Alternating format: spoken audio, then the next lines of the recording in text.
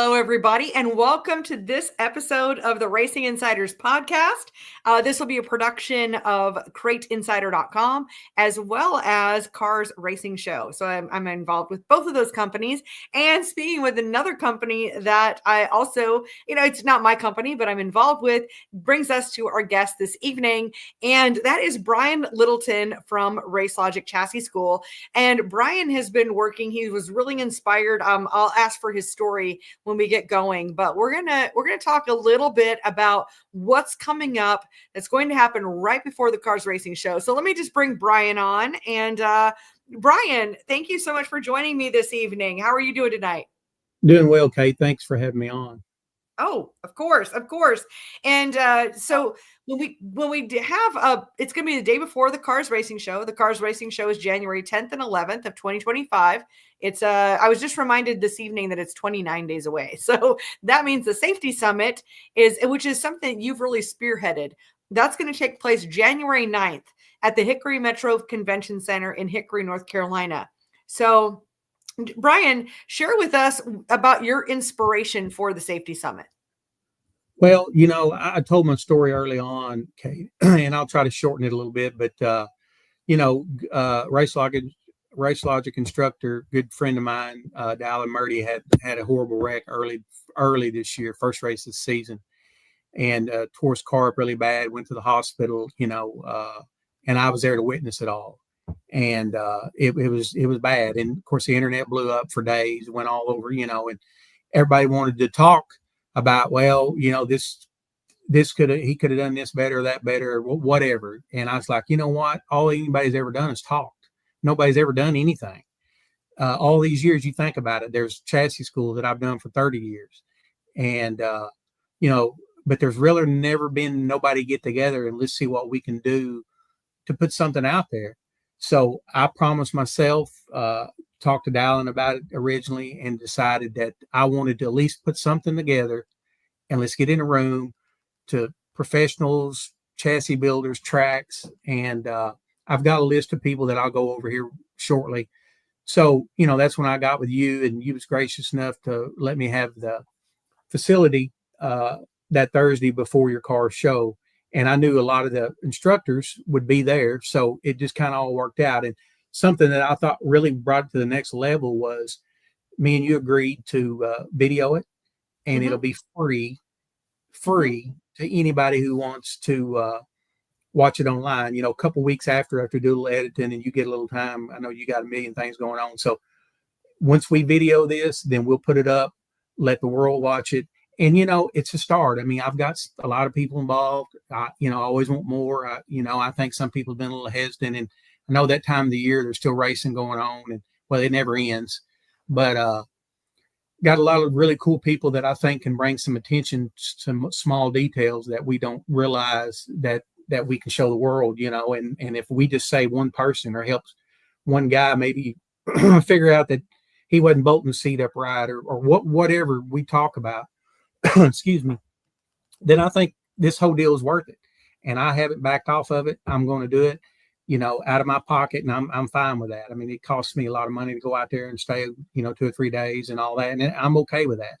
And you was gracious enough to let us have the facility for nothing. So, we're just trying to bring some awareness to especially dirt racing, but all forms of racing. And so that's where I'm at. There's probably more to the story, but I won't spend another, 10 minutes talking about it. But I think this is important. It's a first step. We'll see how it goes. I mean, I think we can bring some good information and just grow it from there and see what we do maybe in year 2. Yeah. Well, I think a lot of times people don't even, when you don't know what you don't know, then you aren't in a position to even type it into Google. A lot of guys, I think this is just something simple that you and I have talked about, is that like you can buy this high dollar seat. I mean, it's high dollar custom seats, but if you install it improperly, that could be very, very bad. And, whether that's using the wrong bolts, and that's not something, people wouldn't generally put into Google. Okay, should I use grade 5 or grade 8 bolts for putting in, for putting in a seat. And if it doesn't come with instructions, or if it doesn't come with the bolts, then why would you? I mean, that's just a small example, but it could have a giant impact. So that could be the type of information that we could find out more about. Proper installation of seatbelts. Again, you can have the best equipment in the entire world, but if it's not installed properly, then it could kind of render it that it's just kind of mute, So, and I really appreciate that you are so passionate about safety. And so I'd love to tell us a little bit more about some of the folks who will be speaking or presenting at the Safety Summit. Okay, I've got a list here, so I had to write myself a list, because I knew I probably wouldn't remember everybody. But Chris Ferguson with Victory Seats, everybody knows Fergie in the late model world, came out with a new seat. Really, really good guy. Was willing to help, so he's the first one. Hooker Harness, Neil with Hooker Harness is going to be at your show and going to be in the room, which I think is really another huge plus. This is, I got some interesting people that I think can bring some awareness to a resident doctor she's named Morgan Sweer, Swere. She reached out to me. She's heavily involved in motorsports. She's done some stuff with Volusia. She's been around her whole life, and actually her family is from Arkansas, which is where I'm from. So she was really wanted to talk about concussions and different things in racing, and I don't think people realize a lot of times that they end up with a concussion. So just some things she wanted to discuss, and I thought that was important. So she let me ask, I mean, how did you cross paths with Dr. Swear? It was kind of crazy when I first put the video out. I think everybody seen my passion, and she caught it online somewhere and emailed me and said, "Hey, wow, what can I do?" So I said, come on. And I just contacted her again last week, and she said she would be there. So I think she can bring a lot of the things that, you don't really think about, but, on the safety, on the medical side of things. So she was somebody I brought on. Benji Cole with Train Chassis, you helped me there. Great guy. Mm-hmm. Talked with him on the phone. He said he'd love to talk. I think he, as far as I know, builds late models. So he'll be there. He wanted to talk about, I know he talked about getting in and out of the car and the way some of these bodies are built in the cockpits and some stuff there. So I thought he'd be another good asset. And another really interesting one that I talked to one night this week, his name is Scott Finco, Finco. He actually works for NASCAR in the safety team. He's in one of the trucks at all the ARCA, all the NASCAR teams. And he said he's fixing to be inducted in Hall of Fame for safety. He reached out to him, and he loved the idea. And he's going to be in Daytona that day, but me and you talked about it before we got on air. We think we're going to be able to Zoom him in and be able to let him talk some about, the track side of the safety, what to look for, what they're doing. Some of the stuff NASCAR does can roll over to this. So I thought that was really a big hit right there. And everybody knows Brad Smith. We've lost a good personal friend of mine. He's probably the smartest guy that I know when it comes to fire suits and SFI ratings and helmets and understanding how to clean them, what to do. I'm telling you, I've heard his speech before, but if you've never heard it, it'll change your whole mindset. And, he's not going to be there to sell a lost a fire suit. He's going to talk about the suits and what to look for. Because I learned something that he taught me, that not all suits that you see online that are cheap, they're not SFI rated. And so you can be buying these from India or wherever, and they're not SFI rated. So that's something that he'll discuss. And what I like too is that we're going to video this. And with Brad, you could watch the playback, and you might even be able to put it like 0.75 speed. So it can be, so he can talk really, really fast. And so this way we can really get every word that he says. Yeah. He does. Just a wealth of knowledge, and there's nobody that I trust anymore in the industry. And I know there's a lot of different fire suit companies, but Brad's helped me with Race Logic ever since I've started. And when I call him, he gives out free suits every class, so he packs so much information into just the smallest time slot. He's really incredible. And he's from North Carolina, so it worked out with him. Another kid that I had spoke with, Brandon Norman with Howler Motorsport, And we just think, when we think of dirt racing, we kind of leave the lower classes out. Well, this kid's built over 100 chassis for the sport compact or the front wheel drives, and really they're probably one of the that's a class that probably gets overlooked the most. So he really wanted to discuss everything about what he's seen. And he sent me a picture the other day with a car he had in the shop that this kid was going to run, and it had holes drilled in the roll cage and the halo. And he's like, I told the kid that if we don't fix this, I'm not going to touch it. So, I mean, it's small things like that I think, that's another class that really needs some help. So he's one that I think can really, really help there. I've got a great comment here. So Shane says, the best fire suit on the market there. So Velocita and anyone else, if you've got any questions or comments, while we're chatting, feel free to drop them in the comments and we'll highlight those here and there. Yeah, great. And I agree with that on Brad's suits. Insulin Chassis out of Texas. I've known him for a while. He's been in several chassis schools. He built a lot of the factory stock type cars down in the Texas way. Good guy. He'll be in the room. And one of my all-time favorites, Ben Baker with AFCO. He could talk about drag racing to safety to anything. There's nobody that I know in racing, and I think you'll agree, Kate, you've been around as long as I have, that's any better than he is. So he can bring a lot to the class there too. So Ben will be there. One of the Race Logic instructors, Matt Henderson. I know you've done some safety stuff with him through the years. He's had a lot of the concussions, had a horrible wreck at the Dome. And I was going to say, he had it at Gateway. Yeah. Yep. So Matt agreed to be there, wanted to talk about what he's learned since his accident, the seats and what he's done to keep his head from slinging around. So, and of course you, Kate, I know fire suppression is how we started. That's how we met each other. And I know you've pretty well versed on that. And I'll talk a little bit more about that. I mean, this may run a little long, but I think I got some good info I want to talk about. So Kate will be there. We're working on, and me and Kate's talked some, hopefully Pit Weld U. I know, I don't know if you've reached out, but that's something we're looking at. I think they're going to be there Friday and Saturday. Is that correct? They have a booth. Yeah, they've got a booth there, and that would be great. Well, having proper welds and using, doing proper methods and all of that is always so important in motorsports. So yeah. Yeah, hopefully we can get them there to talk about some things. I know everybody can weld and everybody thinks they can weld, and I'm sure they can, but maybe there's something they didn't know about wire speed or different, different strengths of tubing and all that. Well, actually, I have a little fun story. So I decided, a couple of years ago to go to one of Pit Weld U's workshops, because they've got these workshops that they do where you end up welding with horseshoes. So it's really, I'm not going to grow up and be a welder, but I've always had this interest in welding. And so it was actually this thing. I took my dad with me. My dad is a master fabricator. I mean, seriously, my dad has a reputation of being one of the best welders that most people know. And he really is incredible. And I'm not, of course I'm going to say that because he's my dad, but I've heard that from other people. Mm-hmm. And what was cool is we went through it, and there was this great chart and stuff.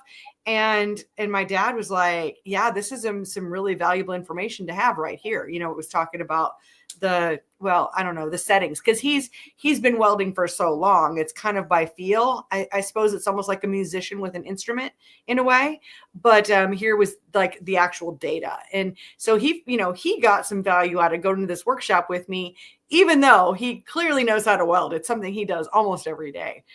So my point being is that no matter how smart we might think we are or how well versed, there's always an opportunity to learn something. And if for my dad, for him to say that when it was always already something that he was at expert level, it's just something we can all be inspired by. Yeah, I agree with you 100%. Another really interesting guy that reached out to me, I'm not sure, I think just through all the shares and the videos, a guy named Patrick Moore. He's a chairman of the National Fire Protection Association, and that's actually, and he's over all of Indianapolis Motor Speedway safety. So he's going to be there. He thought he can bring a lot to, even though it's NASCAR, I mean, you're still dealing with wrecks and fires and different things. So I think these guys can help some of the tracks out there, uh, how, how to fight these fires or, if there is one, or how to extract somebody. So he said he would be there. He's going to Daytona, I think, the next day, because I think there's some workshops there, but he said he would be there, which I thought that was a really big name, a big, Wow. So that was cool. And a couple last minute deal. I'm going to leave the last one. I think is one of the really crazy stories, but Chad, well, I'll go ahead, but Chad Reed is his name. He's from Oklahoma. I'm here about 3 months ago. I seen it was a bad fire in a cockpit of a modified, and he got second, third degree burns on his legs. And I thought, I kept thinking, how did he just get it on his legs? Well, I'm going to go ahead and tell the story, and he's going to try to be there, depending on how he's healing. But something I never thought of, and I bet Kate's never thought of this, and most racers probably hadn't thought of this. He was in a modified, well-built chassis, well-known, best equipment you can buy, rough track. He bicycled on two wheels and came down. He said he noticed his dash lights flickered. And I'm not going to tell this exactly right, but he went a couple more laps, and they went off. And then all of a sudden, he's on fire in his lap. And it took him about 15 seconds to get it out. But what it was, he had steel braided line going to his fuel gauge. And the wire that hooks up to your fuel panel or to your gauge panel came loose and was arcing across that steel braided line and blew a hole in it. And it was blowing fuel out on his legs and his crotch area. Ooh. I mean, something crazy. He said, I've raced for 30 years and never thought of that. I mean, nobody ever thought that would ever happen. So just a crazy story. But you know what? If somebody hears this story and thinks about it, I mean, if it can happen, it will. And it happened to him. And he told me that story, and I just kind of cringed because I've never heard of that. So I thought that was really interesting. Like I said, he just said the wire, they determined the wire came off, arced, blew a hole in it, and was spewing fuel out, and it arced again and caught it all on fire. So, man, he had all the fire suit and the gloves and the shoes and everything, and they had a great fire rescue crew there that got it out pretty quick. And because I asked him this, me and you talked about it a lot through the years about did he have fire suppression? He didn't. He said, but I'll never get in one again without it.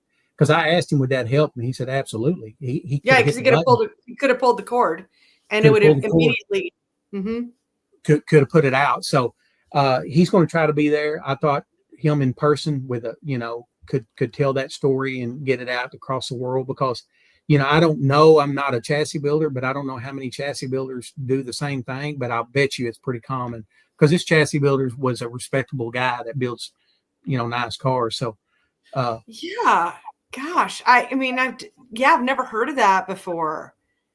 And yeah. I mean, like I said, it was just where the fuel pressure line came to the gauge, and I'm sure the wire that runs the lights came loose when he bicycled up and fell down and knocked it off. And it was something crazy. But so that's the kind of stories we need to tell, that there may be somebody out there theirs is wired the same way, and it could happen to them. So he was another one. And then I haven't heard back, but there's another guy in Oklahoma that runs a track. He's also a fireman out in Oklahoma City area and he's done some training with tracks across this part of the country about, fighting a fire, what to use, not to use, extraction and all. Cody Brewer is his name.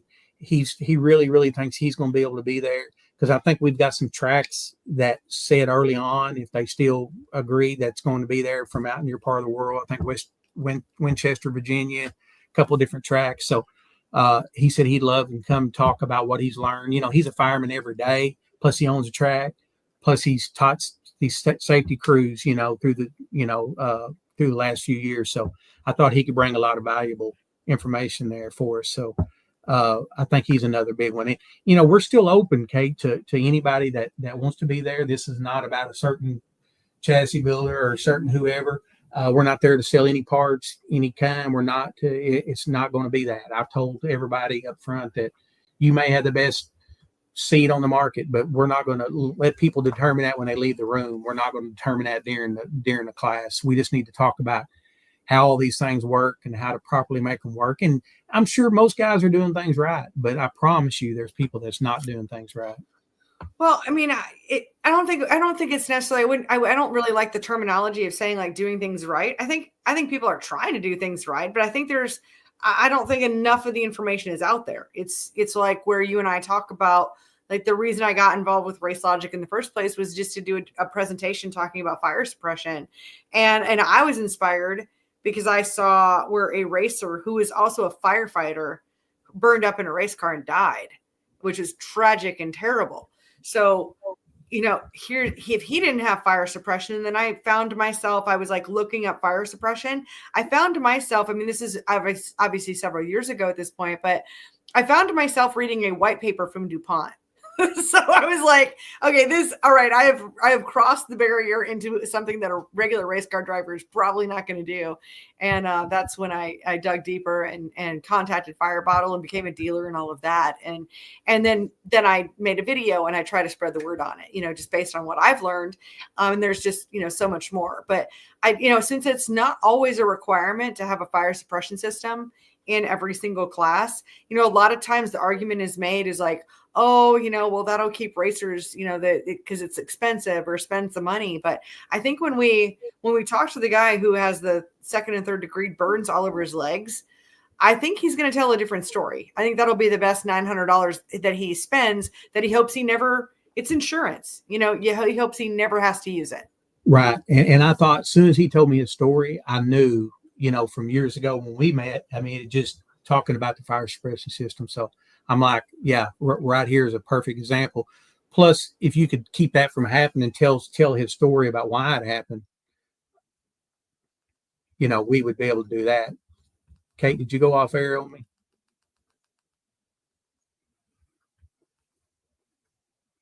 Nope, I was letting you run solo there. Plus, I had to let the cat. I'm sorry. Yeah.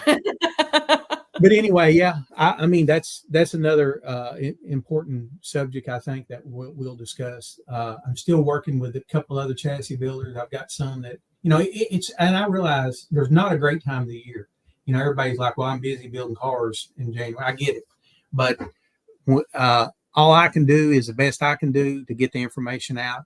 And hopefully, after the first one, somebody in the racing world from NASCAR, wherever, I just keep saying NASCAR because I know a lot of that's tied in with where you're at in your part of the country, but maybe somebody will stand up and say, you know what, this guy's trying to do something to get information out to help the racers at no charge. That was my biggest deal. I promised myself and you and everybody else that I'm going to do this out of my pocket, and I'm okay with that, like I said, and just try to get some information. I mean, is it going to, this first one I ever done, I was talking to a couple of them, to the guy that works for NASCAR in the safety truck. I said, listen, I've done chassis schools 30 years. I can do them with my eyes closed, but I've never done this. So it's going to be some learning for us as well, but we will, we'll have an agenda and we'll go through it, and we'll do the best we can do and get out all the information we can. And anybody else that wants to attend is free to attend. So it's not going to cost them to get in the door. And if they want to attend and listen and make comments or whatever, then come on. If you want to be involved, reach out to me, and I'll put you on the docket here, and we'll try to get you some time to speak on what you think is important. Well, and then as a follow-up too, then that's January 9th, Thursday, January 9th. I don't know if we've picked an actual time slot yet, but we'll, if there's anybody wants to know, we'll figure that out. And then January 10th and 11th is the Cars Racing Show. So, if you are a racer, you're going to want to come out. Well, heck, if you're a track, if you're a series, I mean, if you're involved in racing at all, and at any level, whether there's a lot of attractions, and I don't want to take it's all connected, right? Right. We're really excited. We're going to actually have Synergy Speed Lab is going to be there with a lot of sims. So those, those big simulators. So we'll be able to check that out. And we've got lots of great companies.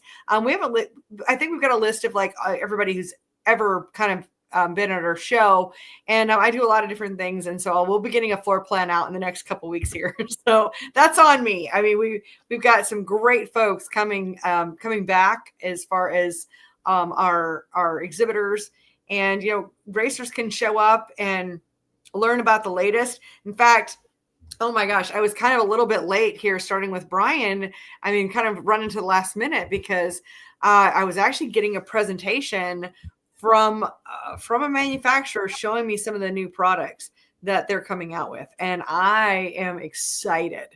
It's been a while since I've seen some new products, and this is going to be when they will be released at the Cars Racing Show.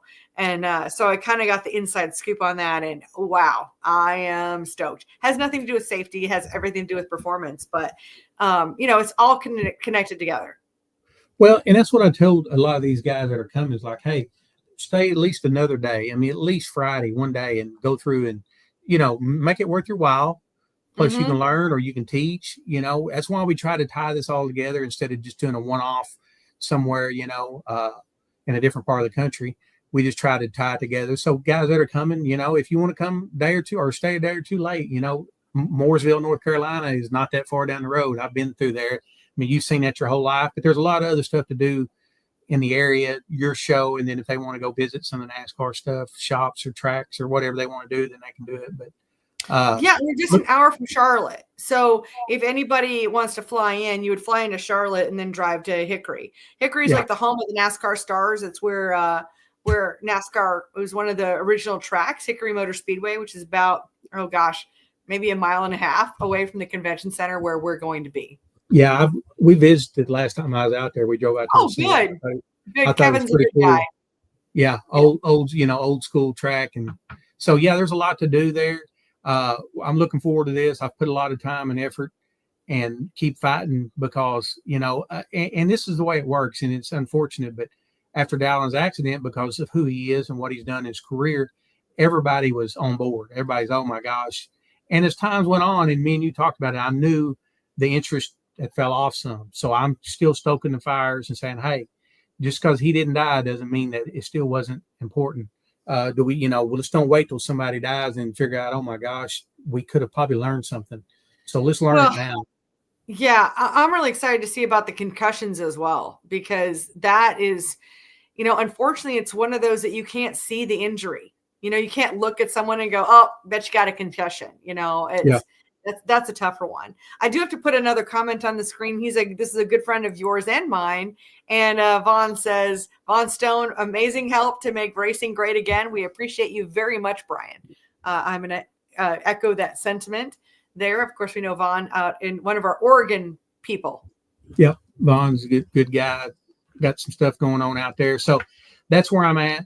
I'm always on Facebook, always answer messages. My phone number, 479-461-7561.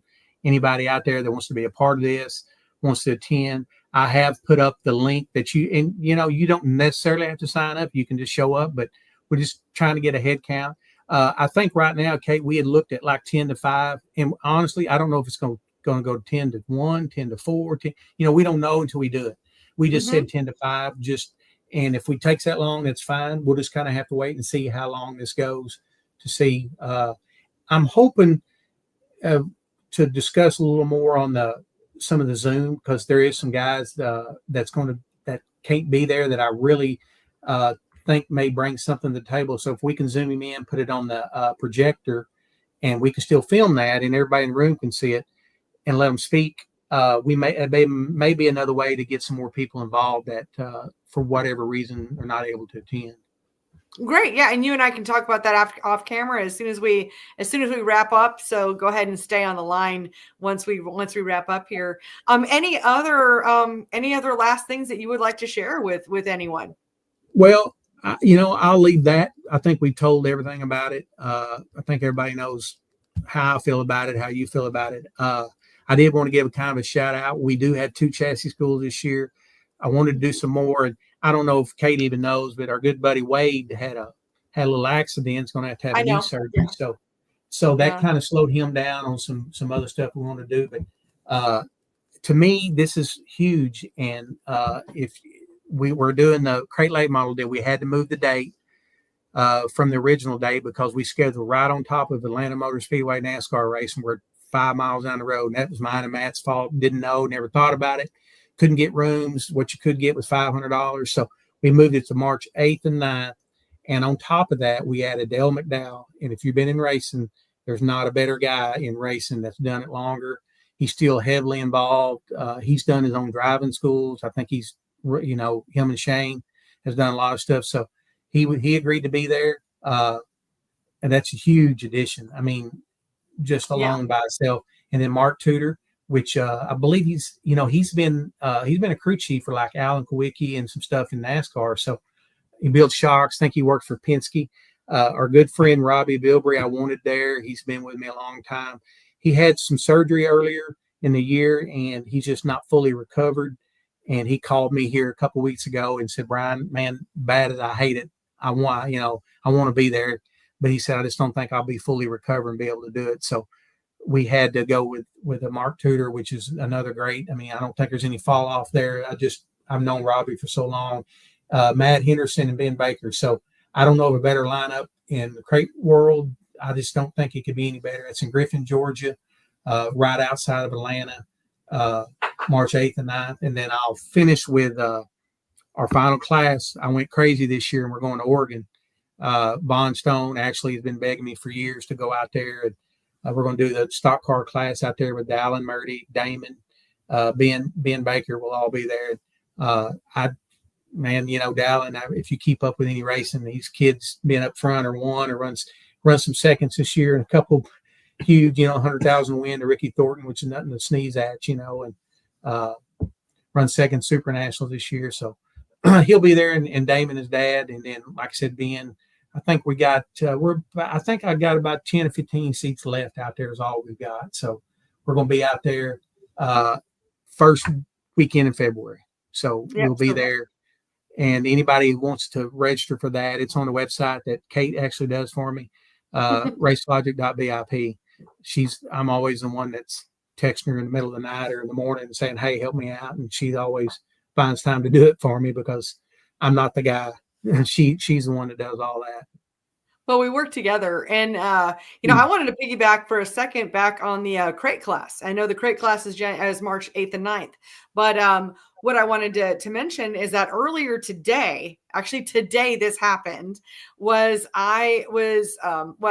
arrangements were made previously, but this morning I interviewed the product manager from Chevrolet Performance, and we had a great chat about crate engines because there's been a lot of chatter and a lot of rumors going around that GM's not going to make crate engines anymore, or GM wants to get out of the parts business, or, all of these, or GM makes these changes that are better for performance, different things like that. So I was able to get it's face-to-face. I mean, it's virtual just like this, but I was able to get the lowdown from the person who is in the driver's seat over there at GM and get those answers. And that interview went up today. And so anyone who has some of those questions about the continuity, whether GM is still committed to producing crate engines, that interview is out there now, and feel free to check that out and feel free to share it. I mean, I really don't like the word misinformation or disinformation. I think it's been really poorly used by the media in other circles, but there's a lot of, I might call it myths and rumors. I don't know why these rumors start, but it's like year after year that GM's not going to make crate engines anymore, and it's just not the truth. And I just got that confirmed again today. So go ahead and give that a listen. And that way, that the class that you're putting together there, Brian, it's still relevant because GM's going to still make crate engines. There you go. That's good. So we got them 2 classes coming this year. Like I said, I wanted to do some other things, but with a safety summit and them 2, I mean, it's so hard to find weekends. It's just, you've got several things going on in off season. And just finding weekends that somebody ain't racing, which is almost never, anymore. No, it's just a matter of what race you're going to go up against, and what's really exciting this year, the Cars Racing Show in Hickory, in past couple of years, we've been up against the Ice Bowl, at the same time. And that's just too hard for us both to, it really shares that same audience. So this year I actually called Adam Stewart from Crate Racing USA right after Cars of this year, Cars 24. And I said, hey, I do not want to be up against your weekend ever again. So let's coordinate. And so it turns out that the Ice Bowl is going to be January 3rd. And then we're the following weekend. And, then the weekend after us is when the Chili Bowl is. So, we really found that sweet spot because a lot of our manufacturers, exhibitors go to the Chili Bowl. And so it's just tough. You've got these big races. It's not just weekly racing. It's these big shows. So, the Cars Racing Show is really in a sweet spot there. And you can find out the information there at CrateInsider.com. There's going to be a lot more information that we're really going to get out in these next few weeks. But this is really, if you've never been, it's a great show. You really get a chance to talk face to face with the exhibitors, with the manufacturers, with other racers. We're not elbow to elbow, jam packed. These are racers, but it's also not a ghost town either. It's just a really good mix. A lot of deals get done at that show. Yeah, I've actually got a lot of stuff for the classes, giveaways and stuff through there when I went out there a couple of years ago. So there is some good stuff. And I did want to throw out real quick the crate class. Andy Garris with ProFab is going to give away a free set of headers for a 602 and a 604. Dang. What's the value of the MK or somewhere there? About $4,000. I mean, okay. So we're in like $2,000 for a set of 604 headers, and depending on which ones of the 602 headers, I mean, we're at probably about right around the same. So I mean, that's almost $4,000 worth of value there. It's a lot. I mean, you're going to win more than what it costs you to get into class, and then Brad will give away another fire suit, and then I know.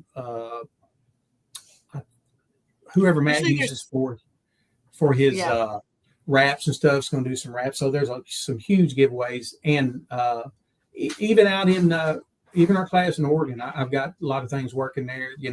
Free fire suit again to somebody there, and AFCO Longacre always comes on. Usually about $25,000 worth of gift certificates. So some great stuff going on. Something that I want to kind of go back on. I sound like a broken record, but early when I started this, we kind of started a little fund. Cass Wilson actually started it. It's called Saber Racer Fund. Well, I've got all the totals. I still got the money. I didn't spend it, and I'm going to give away some. Just depends. I'm going to maybe do some drawings or somebody in the class or something, to maybe a new set of belts, or just depending on how much money I got. So I'm going to take that money that I've already collected. Anybody wants to add to it's welcome to reach out to me. And we're going to give that out, something safety. Just depends on, if a track wins it, maybe we buy them a new vest. I'm just throwing that out or whatever it is. So that's something cool that I'm going to try to do there. So got a lot going on, busy next few weeks for me and you. And you have anything to follow up with, Kate? I've got a couple of comments here that I'm just going to pop up on the screen here. So Doug says, great information from both of you. Texas here. So welcome, Texas. And Doug, if you can make it out to North Carolina, we'd certainly love to see you. And Jared's here, and we might need to do a follow-up there with Jared. But Jared says, howdy, y'all. Race Safer Fuel Arrestor checking in. So, Jared, I don't know if you're just joining, if you would like to be a part of the, I don't know so much about Race Safer Fuel Arrestor is not, that's a little new to me. So if that's I talked to him yesterday. Okay. I have dealt with him. I'll make it short and sweet because I don't know enough about it to talk a lot, but there's actually ain't the right terminology, but it's like a diaper that goes over fuel cells, and if they explode, it soaks up all the fuel. It's actually made with some nasty material, something really cool. He's having hernia surgery, I believe, tomorrow, but if he's well enough, he's going to drive out and talk about that, because you're right, nobody's really ever heard of this product, but it goes around the fuel cell, and like I said, if there's ever you get hit and it busts a fuel cell, it soaks the fuel cell up, or the fuel up inside of this, instead of going everywhere and catching somebody on fire. So something cool there too. And Jared said, yes, it's also American made. So that's kind of nice too. I believe in American ingenuity and American workers. And I love the companies that are American, where we've got American families who are benefiting from that. Sure. Yeah. And he says he hopes and pray. I says, I hope and pray and I can come, is what Jared says. Yeah, so good guy, and really passionate about the safety side. He's a track announcer down south, I believe, Alabama. So, but anyway, yeah, a lot of cool stuff, and I'm glad you had me on. And anybody got any questions, feel to reach out to me. Kate's going to be really busy in the next few weeks, but I can answer any questions we have.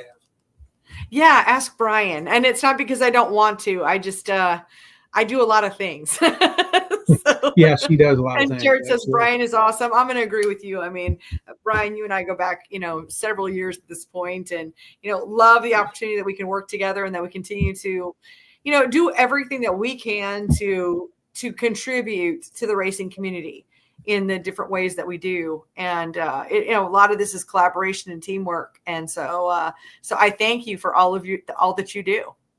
Well, I appreciate that. And the same here. It's just, as I've got a little older now, it's harder to, got my new grandbaby the last couple of years. So she keeps me really busy, me and my wife busy. So, but I still make time to do this, and it does get a little harder every year, but I'm still going strong. And, as Wade always says, one of my favorite guys, Wade, spread the good words, what he always said. So he's been across the country with me from California to Vegas to Oregon and North Carolina. And I just call him and say, hey, Wade, I'm going to do a class here. And he said, okay, I'll be there, kind of like you do, And then he'll say later on, have you lost your mind? And I said, yeah, I probably have. I don't know. We were talking about Australia last year. I haven't never forgot that.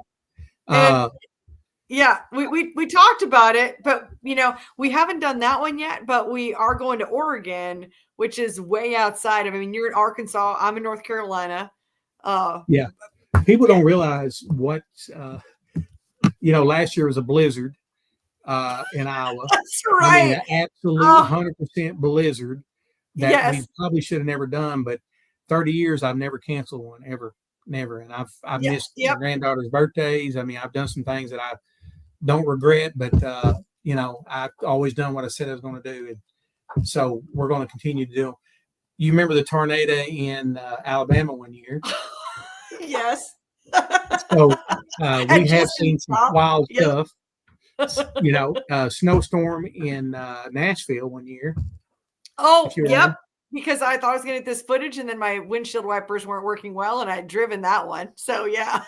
Yeah. So Ben had to take me to dinner because there's no way my little car was going to make it in the snow. Yeah. We had some crazy times, but a lot of good stuff. Looking forward to coming out to North Carolina. I already got my flights and room booked, and all that information to be on your website. I knew where to stay because I stayed there before. I believe the Hampton Inn's right there in the parking lot. The Hampton's there, and then I actually have a room block at the Courtyard too. So okay. I'm new to reserving a room block, but I'm hoping to learn the ins and outs, especially in the next couple of weeks. I have a trade show to go to next week, all about for people who organize events. So I'm going to a trade show for trade show people. Who knew that was a thing? Yeah. Well, I can tell you, I've had I've booked a lot of rooms, and if you got to hold somebody quickly, you done better than I usually do. It's usually not an easy process to set back a block of rooms at a motel. Oh, that's right. Yeah, you've done that for a long time. So yeah. But anyway, a lot of good stuff. Looking forward to it. Anybody got anything last minute? We all good? Yeah, we're all good. Jared, says, hey, ask, that I check out his Facebook page, and also just a reminder to share this share this with everybody, or just share it on your Facebook page, wherever you're watching this. And, we'll wrap things up, and I'll put in the outro here, Brian, but if you could hold on the line so we can talk about the Zoom thing. And, okay. But, I want to thank you all for watching. Thank you for being here for part of the podcast. And we definitely hope to see you at the Cars Racing Show and at the first annual or inaugural, I've learned it's inaugural, I have a hard time saying that word, Safety Summit. All righty. Thanks, Brian. Thanks.